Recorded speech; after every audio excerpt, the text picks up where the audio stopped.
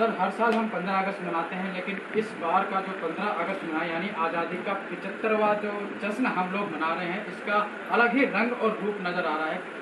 क्या कारण है इसके पीछे, क्या कहेंगे आप? देखिए, आपकी सारी बातों का क्रमशः मैं जवाब देता हूँ। सबसे पहले आपने जो सवाल किया है आज़ादी का अमृत महोत्सव, हमने अमृत शब्द भी बहुत बार सुना था, महोत्सव बहुत बार सुना था, केवल पढ़ा भी था, लिखा भी था, बट देखा नहीं था। आज का जो सीन था तिगांव विधानसभा क्षेत्र के अंदर, वो वास्तव में ही महोत्सव वाला था। घर घर तिरंगा का मतलब घर घर तिरंगा। और सर, एक तिरंगा नहीं, जो बहुत ज़्यादा दिल से खुद 2-2 झंडे लगा रहे, 3-3 लगा रहे, जिनके बाद 5 झंडे आ रहे जाके पड़ोसी की छत पे भी लगा रहे। आप एक चीज़ देखो, अभी आपने जो बात की ये जश्न, आपको जश्न की बात बताएं कि कुछ इस क्षेत्र में ऐसे नेता हैं, उनका नाम नहीं लेना चाहूँगा मैं, अभी 2 दिन पहले उन्होंने रैली की थी, तो गिने चुने मतलब पूर्व पार्षद थे उस रैली में, कई पूर्व पार्षद थे, उसके बाद भी गिने चुने 150 या 200 व्यक्ति थे उस रैली में, आप समझो। तो उन्होंने क्या किया कि जो देशभक्ति वाली मुहिम है, जो राष्ट्र हित में काम करने वाली चीज़ है, उसको उन्होंने नज़रअंदाज करके, ज़मीनी लेवल से नज़रअंदाज करके, पब्लिक को नाराज़ करके एक जो माहौल बनाया था, माहौल ख़राब किया था, उस माहौल को पूरे हद तक 100% राजेश नागर जी ने कंट्रोल किया हुआ है।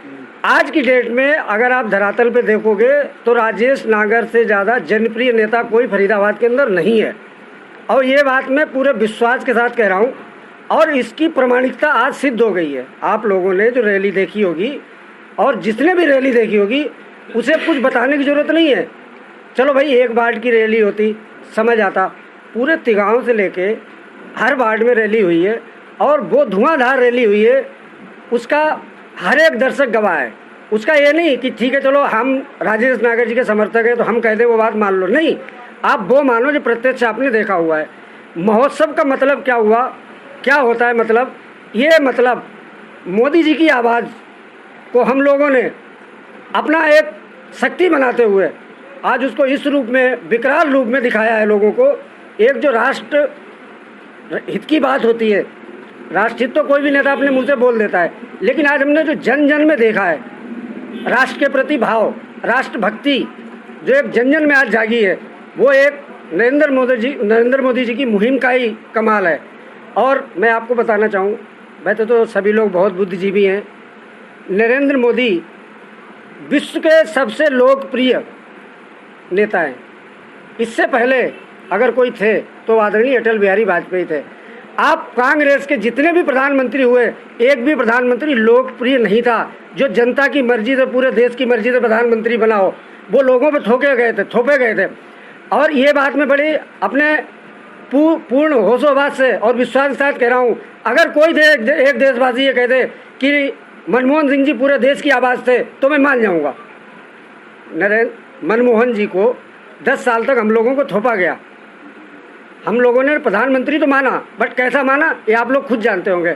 लेकिन जहाँ बात आती नरेंद्र मोदी की, अभी कोरोना काल में नरेंद्र मोदी जी ने एक बार बोला था थाली बजाना है, और जो भी चीज़ें बोली हर कोई उनका अच्छी तरह से फॉलो करता है। क्यों करता है?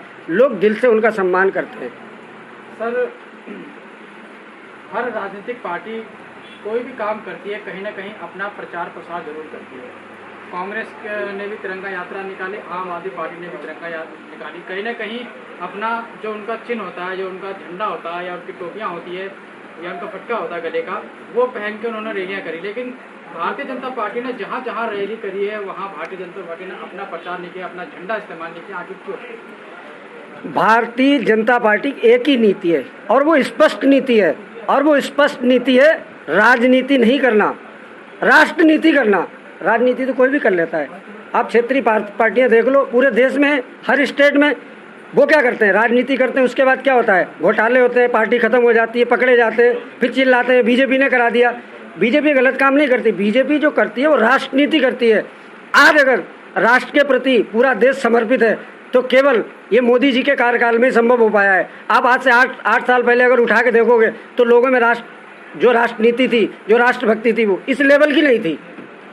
और अगर कोई कहता है कि इस लेवल की थी, समझ लो झूठ बोल रहा है।